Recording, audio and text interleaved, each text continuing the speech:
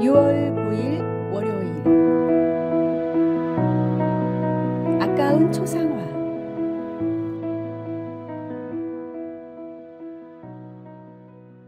어떤 부자가 유명한 화가를 찾아가 초상화를 주문했습니다. 며칠 뒤 그림이 완성되어 화가가 부자를 찾아갔는데 부자가 마침 그림을 보니 잘 그리긴 했으나 약속한 1,000만 원을 주기에는 조금 아까워 이렇게 말했습니다. 이게 어딜 봐서 나란 말이요? 전혀 닮지도 않았습니다. 이 그림을 살 순 없어요. 그러자 부자의 생각과는 달리 화가는 값을 내리지 않고 그림을 사지 않겠다는 새로운 계약서를 써 달라고 했습니다. 그리고 몇 달 뒤 부자의 친구에게서 연락이 왔습니다. 자네가 전에 초상화를 부탁한 화가의 전시회에 가봤더니 자네와 닮은 사람 그림이 있더군. 그런데 빨리 가보는 게 좋을 거야. 부자가 전시회에 가봤더니 정말로 자신의 초상화가 걸려 있었습니다. 그런데 작품 제목이 어떤 도둑놈이었습니다. 부자는 황급히 그림을 사겠다고 했는데 무려 값이 1억 원이어서 결국 처음 지불하려던 값에 10배를 주고야 그 그림을 갖게 되었습니다. 하나님께 수없이 서원하고 수없이 응답을 받아놓고도 아무렇지도 않게 감사가 없는 뻔뻔한 삶을 살고 있지는 않습니까? 하나님께서 이루어 주신 은혜를 생각해 보며 그냥 지나친 서원이 없는지 확인해 보십시오. 반드시 주님께서 좋은 것으로 채워주십니다. 오늘의 말씀. 내가 하나님께 서원하였거든 갚기를 더디게 하지 말라. 하나님은 우매한 자들을 기뻐하지 아니하시나니 서원한 것을 갚으라. 오늘의 만나. 하나님께 드렸던 약속들을 되돌아보며 지키지 못한 서원이 있다면 이제라도 감사한 마음으로 이행해 보세요. 우리의 신실함은 하나님의 더 큰 축복을 경험하는 통로가 됩니다.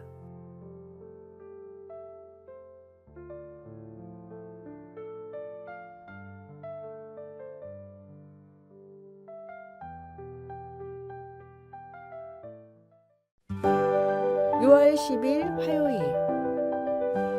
손으로 쓰는 말씀.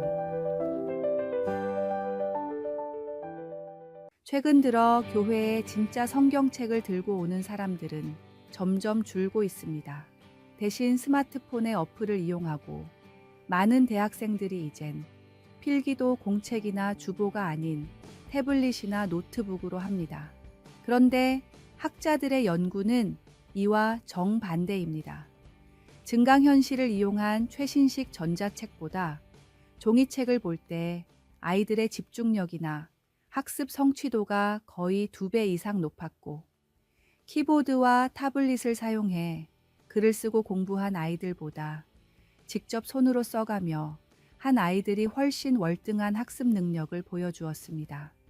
ADHD 같은 학습 장애도 발생 확률이 50% 정도로 적었으며 기억력은 80%, 성적은 30%가 더 높았습니다. 종이를 실제로 보고 손으로 글을 쓰는 과정은 뇌를 훨씬 활성화시키고 자극하는 과정이기 때문에 얼핏 구시대적인 방식처럼 보이지만 사실은 가장 뇌를 발달시키는데 효율적인 방법이라는 사실이 스마트 시대가 다가올수록 밝혀지고 있습니다. 종이로 보고 손으로 쓰는 공부가 효과적이듯이 아직은 책으로 보고 손으로 쓰는 말씀이 묵상하는데 더 효과적입니다. 성경을 읽고 묵상하며 필기하는 과정은 단순히 정보를 얻는 것 이상의 의미가 있습니다. 그것은 하나님의 말씀을 더 깊이 새기는 거룩한 과정입니다. 오늘의 말씀. 내가 주의 법도들을 작은 소리로 읊조리며 주의 길들에 주의하며 주의 율례들을 즐거워하며 주의 말씀을 잊지 아니하리이다. 오늘의 만나. 오늘 하루 성경의 한 구절을 종이에 직접 손으로 써보고 그 말씀이 당신의 삶에 어떤 의미인지 짧게 적어보세요. 이 작은 실천이 말씀을 더 깊이 기억하고 마음에 새기는 소중한 시간이 될 것입니다.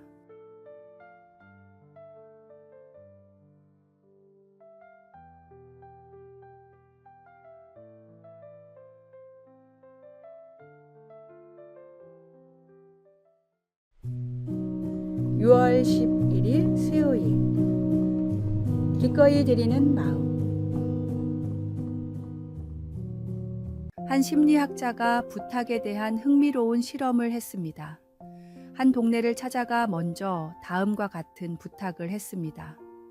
6시간 동안 해야 하는 봉사활동이 있는데 혹시 그중 1시간만 참여해 주실 수 있나요? 응답자의 약 50%가 시간을 내주겠다고 대답했습니다.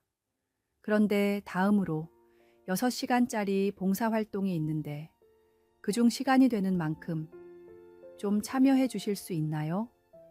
라고 물었더니 20%의 사람들만이 돕겠다고 했습니다. 마지막으로 봉사활동을 1시간만 도와주실 수 있나요? 라고 무작정 1시간을 요청했습니다. 그러자 16%의 사람들만이 돕겠다고 말했습니다. 똑같은 봉사활동도 몇 시간짜리를 얼마나 돕느냐에 따라 응답률이 달라진 것입니다. 이와 마찬가지로 내가 가진 모든 것이 하나님께서 주신 것이라는 생각을 하게 되면 11조도 아깝지 않고 남을 돕는 구제의 헌금도 아깝지 않습니다.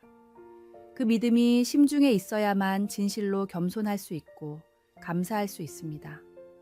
시간이든 돈이든 내 것의 일부를 하나님께 드린다고 생각지 말고 하나님이 맡기신 것을 기꺼이 드린다고 생각하십시오. 이런 마음가짐이 있을 때 우리의 봉사와 헌신은 억지가 아닌 기쁨이 되고 하나님께서 더 큰 축복으로 채워주실 것입니다. 오늘의 말씀. 각각 그 마음에 정한 대로 할 것이요. 인색함으로나 억지로 하지 말지니 하나님은 즐겨내는 자를 사랑하시느니라. 오늘의 만나. 내가 가진 것들이 모두 하나님께서 주신 선물이라는 관점으로 바라보세요. 이 관점의 변화가 나의 헌신과 봉사의 태도를 완전히 새롭게 할 것입니다. 하나님께 기쁨으로 드리는 작은 실천을 시작해 보십시오.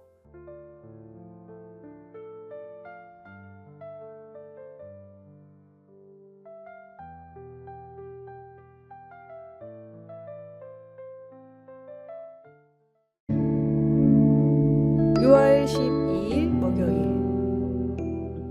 세관원의 망치.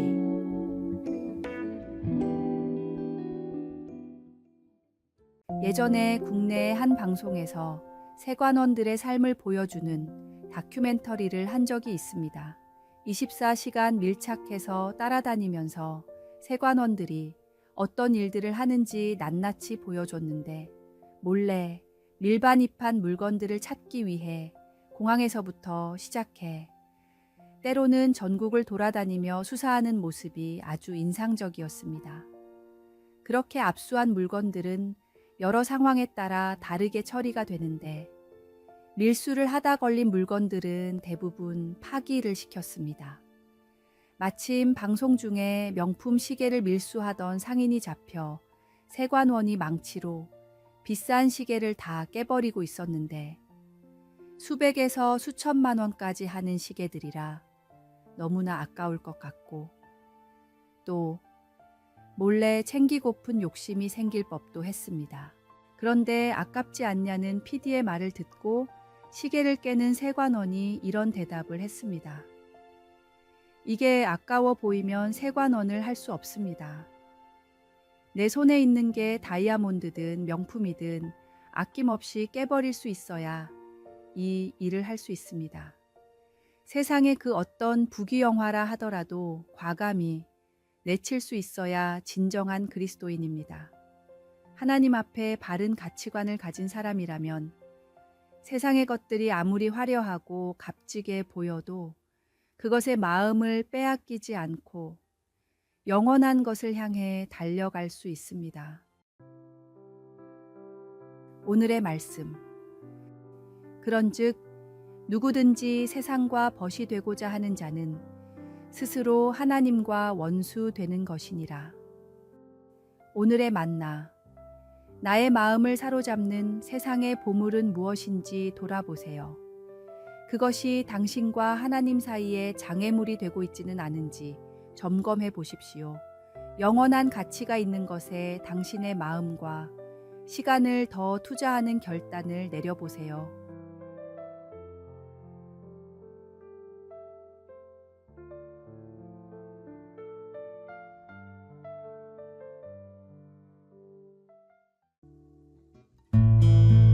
(6월 13일) 금요일. 그럼에도 할 수 있습니다. 한국 전쟁 때 태어나 엄마 젖도 제대로 못 먹고 자란 아이가 있었습니다. 워낙 어려웠던 때라 미군한테 구걸을 하며 줄인 배를 채웠고 청년이 돼서는 시장에 떨어진 시래기를 주워 먹으며 살다가 군대에 끌려갔습니다. 그런데 그렇게 힘든 군 생활 속에서 하나님을 만나고 신앙 생활을 하게 되었습니다. 주님을 만나고 이 청년에게 놀라운 변화가 일어났는데 너무 힘들게 자라 모든 것을 부정적으로만 보던 시각이 주님이 함께 하시면 할 수 있다라는 시각으로 변하게 되었습니다. 제대를 한 뒤엔 배운 것도 없고 가진 것도 없었지만 무조건 할 수 있다는 생각을 가지고 제약회사의 영업직으로 들어갔습니다. 일을 배우고 사람을 만날 때마다 벽을 느꼈지만 그때도 주님과 함께하면 된다는 믿음으로 밀고 나갔습니다. 10년 동안 뛰어난 실적을 올렸던 청년은 어느새 수십 개의 나라에 수출을 하는 국제적인 제약회사의 대표가 되었습니다. 한국 유나이티드의 강덕영 대표님은 자신의 성공 비결을 사람들이 물을 때마다 항상 똑같이 대답합니다. 하나님을 의지하고 최선을 다한다면 그럼에도 불구하고 할 수 있습니다. 나는 할 수 없는 일도 하나님은 하실 수 있습니다. 능치 못할 일이 없는 하나님을 더욱 의지하고 더욱 신뢰하십시오. 오늘의 말씀. 내게 능력 주시는 자 안에서 내가 모든 것을 할 수 있느니라. 오늘의 만나. 오늘 당신 앞에 놓인 어려운 상황에 나는 할 수 없지만 주님과 함께라면 할 수 있다고 선포해 보세요. 부정적인 생각과 한계의 벽을 넘어설 때 하나님의 능력이 당신을 통해 놀랍게 역사하실 것입니다.